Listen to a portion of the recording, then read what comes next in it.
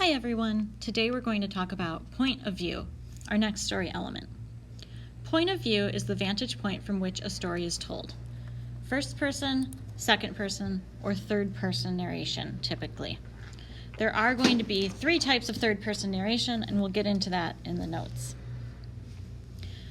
We're going to figure out which type of narration we have by looking at the pronouns and by looking at how much the narrator knows.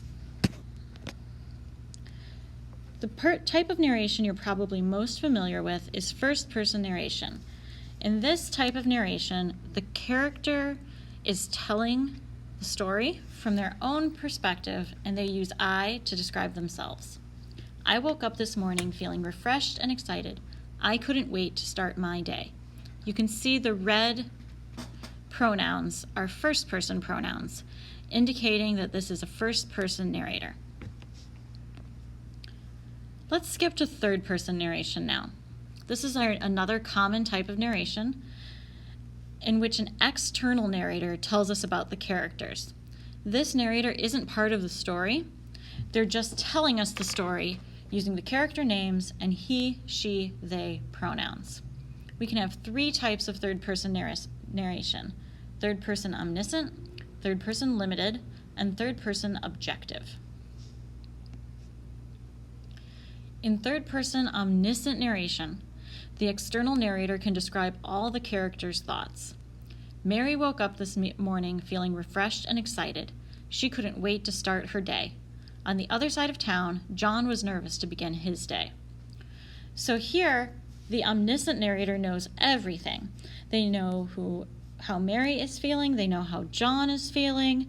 They can describe all the things that are happening and the thoughts and feelings of all the characters, both Mary and John. Let's go back to first-person narration for a minute. In this example, which we now know is from Mary's point of view, we only know what Mary is thinking or feeling. And because it's being told by Mary, she doesn't know anything about John or whether or not he's waking up. She only knows what she is experiencing. In third-person narration, the narrator knows a little bit more because they're sort of watching the story from some sort of distance, so to speak. An omniscient narrator knows what's going on and the thoughts and feelings of those characters. Our next type of narration is third-person limited. In this type of narration, the external narrator can describe what's going on and one character's thoughts, but not all the characters. Mary woke up this morning feeling refreshed and excited. She couldn't wait to start her day. On the other side of town, John was also waking up. Mary wondered how he was feeling. So here Mary is being described with Mary, her name, and third-person pronouns such as she and her. John is also being described, but we only know Mary's thoughts and feelings, not John's. That's how we know it's third-person limited and not omniscient. The last type of third-person narration we have is third-person objective. In this type of third-person narration, the external narrator can describe what's going on, but nothing about any of the characters' thoughts or feelings. Mary woke up this morning. On the other side of town, John also woke up. If we know anything about the thoughts and feelings of the characters, we're going to be getting it from what the characters say or inferring it from what they do, but we're not going to know from the narrator. Second-person narration is the last type of narration we have. It's fairly rare.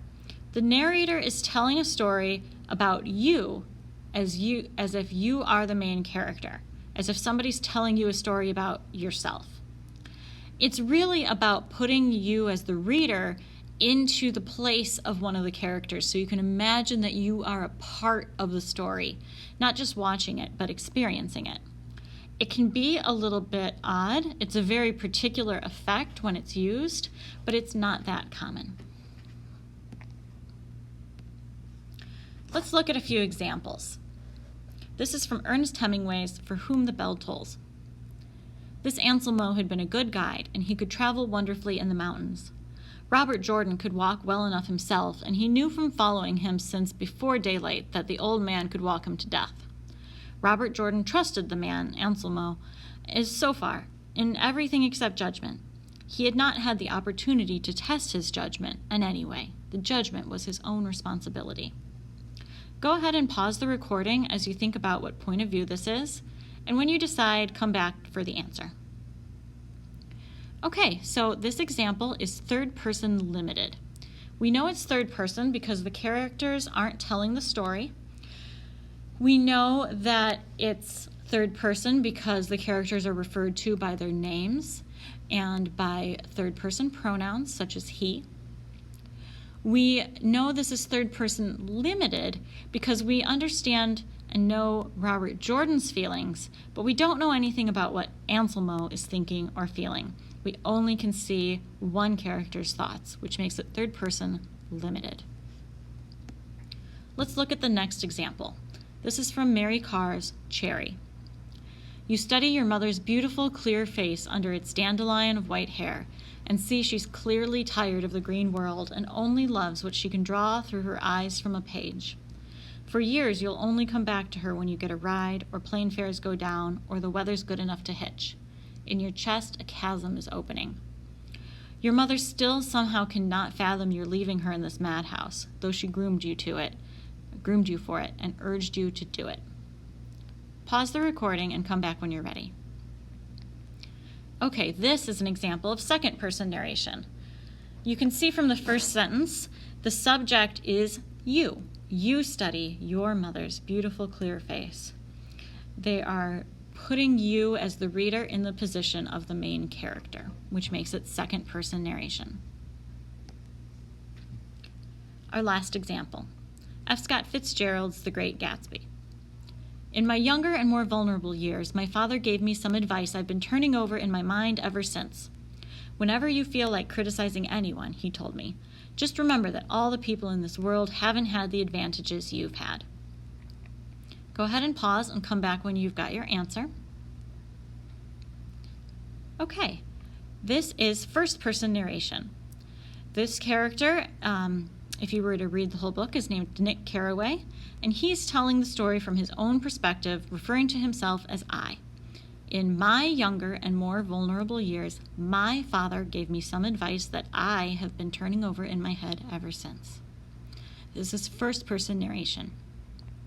One thing I think is important to note is that third person pronouns can appear in first person narration.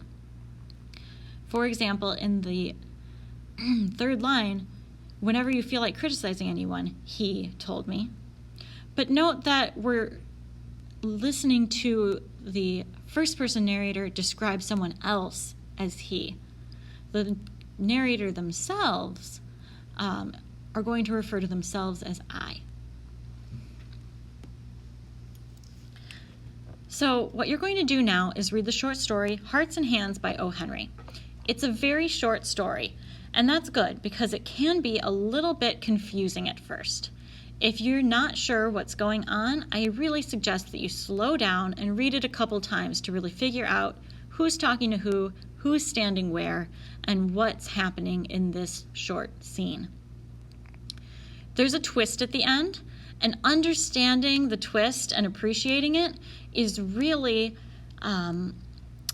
based on O. Henry's choice of point of view. So what I want you to do is think about what point of view is this narrated in? Is it first person, second person, third person omniscient, third person limited, third person objective? And why is that point of view so important for making this story work? Have those answers ready for next class. If you've got any questions, make sure you drop by my office hours or send me an email. Thank you.